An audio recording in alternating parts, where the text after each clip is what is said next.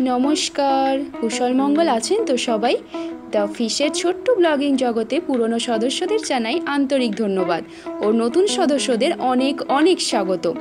এখনও কিন্তু অনেক ঘোরাঘুরি, খাওয়া দাওয়া আর সাথে প্রচুর আড্ডা বাকি। আশা করছি আগামী দিনেও আপনাদের এইভাবেই পাশে পাবো। কাকগুলোর জন্য বড্ড কষ্ট হচ্ছে। সামনের ওই বাড়িটি লাগোয়া একটা বিশাল সজনে ডাঁটার গাছ ছিল। আমার ভিডিওতে কম বেশি আপনারা সেটা দেখেছেন। গতকাল দেখি গাছটি একেবারে মুড়িয়ে কেটে দিয়েছে। কত যে কাকের বাসা ছিল ওই গাছটিতে। বেচারা কাকগুলো বেশ ছিল। প্রতিদিন যখনই বাইরে বেরোতাম দেখতাম মুখে করে একটা করে খড়কুটোর বয়ে নিয়ে বাসা তৈরি করছিল। এক নিমিষে শেষ। আজ ওদের রুটিতে একটু চিনি দিয়েছি, যদিও জানি না ওরা এসবের স্বাদ পায় কিনা। আজ রাখি পূর্ণিমা। আমার আগাগোড়াই কোনো ভাই বা দাদা ছিল না, তাই আমার আজকে মন খারাপের কোনো বালাইও নেই। তবে দাদা বা ভাই না থাকলেও আমি কিন্তু প্রত্যেক বছর দুটো করে রাখি কিনি আমার বজরংবলী আর বাসুদেবের জন্য। রাখি কিনতে কিন্তু আমি ভুলি না। গতকাল রাত্রেই কর্তামশাই অনলাইনে দুটো রাখি আর মহীশূর অর্ডার দিয়ে দিয়েছিল। তাই সকাল সকাল আজকে পুজো দিয়ে রাখি পরিয়ে ব্যাগ গুছোতে বসবো। হঠাৎ করেই কাল রাতে পন্ডিচেরি ঘুরতে যাওয়ার একটা প্ল্যান হয়েছে। যদিও আমরা একা না, কর্তামশাইয়ের অফিসের সব সহকর্মীরাও যাচ্ছে, প্রায় 10-12 জন মতো। কাল অনেকটা রাতেই প্ল্যানটা হয়েছে, তাই ব্যাগ গুছোনোর আর অবসর পাইনি। তাই এই সকালবেলায় তাড়াহুড়ো করে ব্যাগ গুছোনো চলছে। সেখানে পৌঁছতে প্রায় 5 ঘন্টা মতো লাগবে। সবাই মিলে 12টা নাগাদই বেরোবো। পৌঁছতে হয়তো সন্ধে হয়ে যাবে। একটা হোটেল তাই বুক করা হয়েছে। রাতটা সকলে মিলে সেই হোটেলেই কাটাবো। পরের দিনটা ঘুরে সোজা বাড়ি। পুজো করে হালকা করে দুজনে কিছু জলখাবার খেয়ে নিয়েছি। এবার ব্যাগটা গুছিয়ে নেব। 12টা প্রায় বাজতেই চললো। তারপর রেডিও তো হতে হবে। রেডি হয়ে দুজনে বসে আছি, অপেক্ষা করছি গাড়ির জন্য। ব্যাগগুলো ততক্ষণ বাইরে বের করে রাখি। ফোন করা হয়েছিল, বলল গাড়ি প্রায় চলেই এসেছে। দুটো গাড়ি আছে, তাতেই ভাগ করে চাড়িয়ে আমরা সকলে উঠে পড়ব। এই যে গাড়ি এসে গেছে। মালপত্রগুলো সব তুলে এবার রওনা দেওয়া যাক। আমাদের নিয়ে যাবে সাথে, রাস্তাতে আরও সবাইকে তুলতে তুলতে যাওয়া হবে। তারপর গন্তব্যে রওনা দেওয়া যাবে। দুপুর এখন 1:30 মতো বাজে। এখন দাঁড়িয়ে আছি একজনকে গাড়িতে তোলার জন্য। তারপর যাব আরও একজনের বাড়ি। সবাই গাড়িতে উঠে পড়েছি। ওই যে সামনের লাল গাড়িটিতেও রয়েছে আমাদেরই 6 জন লোক। সব এক জায়গাতে জড়ো হয়ে ঠিক করা হচ্ছে বেশ কিছুটা দূরে গিয়ে দুপুরে খাওয়ার জন্য দাঁড়াবে। সেখান থেকে কিছু খাবারের পার্সেল নিয়ে কোনো এক রাস্তার পাশে জুহু বিচ আছে, সেখানেই দুপুরের খাবার সেরে বেরিয়ে পড়া যাবে। প্রায় ঘন্টা দেড়েকের পর এই রেস্টুরেন্টটি পাওয়া গেছে। এখানেই এসে খাবারের অর্ডার দেওয়া হয়েছে। নেওয়া হচ্ছে চিকেন, মাটন বিরিয়ানি, সাথে ডোসা, কার্ড রাইস ইত্যাদি ইত্যাদি। যতক্ষণ খাবার তৈরি হচ্ছে ততক্ষণ সকলে মিলে নিলাম একটা করে সফটি আইসক্রিম। গরমের বেশ ঝাঁজ আছে। আইসক্রিমটা শরীরে গিয়ে বেশ স্বস্তি দিচ্ছে। গাড়ির ভিতরে ছিলাম তাই বুঝতে পারিনি বাইরে এতটা গরম। আমরা আইসক্রিম নিলেও অন্যরা চা, কফি, সিঙ্গারা ইত্যাদি ইত্যাদি সামান্য খাবার খেয়ে নিচ্ছে।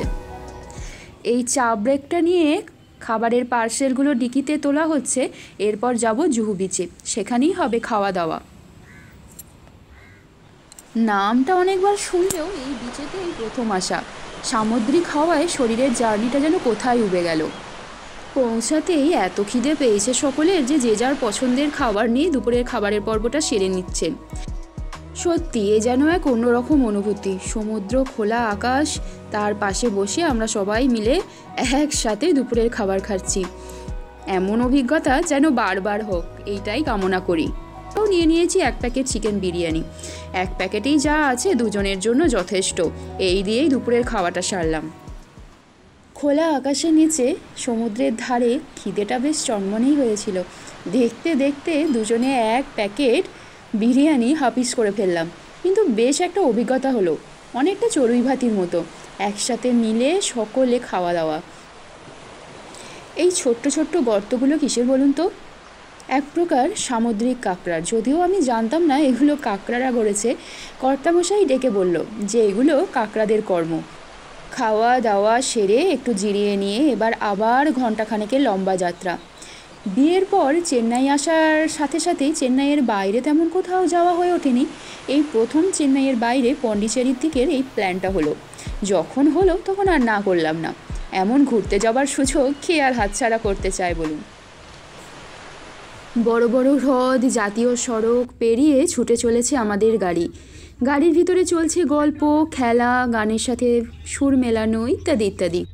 বহু বছর পর এমন একটা ঘুরতে যাওয়ার প্ল্যান হলো। এমন হই হুল্লোড় করে লাস্টবার মনে হয় সেই বন্ধুদের সাথে কলেজ থেকেই ঘুরতে গিয়েছিলাম। বেশ ভালো লাগছে। নিত্যদিনের কাজকর্ম ফেলে নিজেকে একটু ভালো রাখার চেষ্টাটা করাই যায়। সব মিলিয়ে একঘেয়েমি জীবনটা বেশ ফুরফুরে হয়ে উঠল। এই পন্ডিচেরি আসার রাস্তায় শুধু সারি সারি দিয়ে নারকেল গাছে ভর্তি। কত যে বাগানের পর বাগান, শুধু নারকেল গাছ দেখলাম গুণে শেষ করা যাবে না। এখন বিকেল 5টা মতো বাজে। যারা গাড়ি চালাচ্ছিল 2 ঘন্টা টানা গাড়ি চালিয়ে এখন ক্লান্ত। তাই সবাই স্থানীয় এক চায়ের দোকানে একটু হালকা খিদেটা মেরে নেওয়ার চেষ্টা চলছে।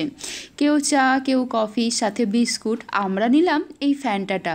হালকা স্ন্যাক্স খেয়ে আবার গাড়ির যাত্রা শুরু হলো। এবার একেবারে হোটেলে গিয়েই গাড়ি থামবে। বেশ কিছুটা আসার পর দেখলাম সারি সারি দিয়ে শুধু মাছের চাষের জমি। লাইন দিয়ে জমির পর জমি জুড়ে জায়গায় শুধুমাত্র মাছ চাষ হয়ে যাচ্ছে। এই এলাকাটি পুরোপুরি সমতল না, কিছুটা পাহাড়ে, এবড়ো খেবড়ো, উঁচু নিচু। সূর্যের আলোটাও আস্তে আস্তে এবার ক্ষান্ত হয়ে ঢলে পড়বে করছে। আমাদের অবস্থাও প্রায় একই রকম। কতক্ষণে বিছানাটায় শুয়ে একটু পিঠটা সোজা করব তাই ভাবছি। অবশেষে সন্ধ্যে 7:30টায় পৌঁছালাম হোটেলটিতে। বেশ সুন্দর একটা হোটেল, ব্যবস্থাখানাও খুব ভালো। হোটেলের সামনের দিকটাতে আছে একটা সুইমিং পুল। পরিবেশটি বেশ শান্ত, আর চারদিকে রয়েছে ফুল গাছ ও নানা রকমের লাইট ও চিত্র দিয়ে হোটেলটি সাজানো। গাড়ি থেকে ব্যাগপত্রগুলো সব নামানো হয়ে গেছে, এবার ভিতরে যাওয়া যাক। 4টে ঘর নেওয়া হয়েছে। 4টে ঘরে ভাগ করে চারিয়ে আমরা থেকে যাব। ঘরটিতেও রয়েছে নানান ছবি। বিভিন্ন ধরনের কাঠের আসবাবপত্র দিয়ে ঘরগুলো সমস্ত কিছু দিয়ে সাজানো।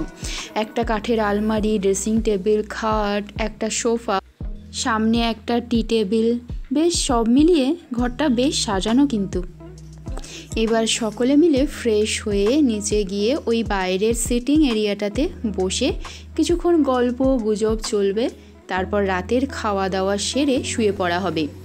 সকালে আবার সকাল সকাল হোটেল ছেড়ে বেরিয়ে পড়ব নতুন একটা জায়গার অলি গলি ঘুরে দেখানোর জন্য, আর এখানকার নতুন নতুন খাবার টেস্ট করার জন্য। আজ তাহলে এই পর্যন্তই। আরও অনেক নতুন নতুন অভিজ্ঞতা শেয়ার করতে চলেছি আপনাদের সাথে আমার নেক্সট ব্লগে। আজকের এই অভিজ্ঞতা যদি আপনাদের ভালো লেগে থাকে তাহলে একটা লাইক শেয়ার অবশ্যই করে দেবেন। আপনারা ভালো থাকবেন, সুস্থ থাকবেন, সবাইকে ভালো রাখবেন, সর্বোপরি নিজে ভালো থাকবেন। এখানেই আমার ব্লগটি শেষ করলাম।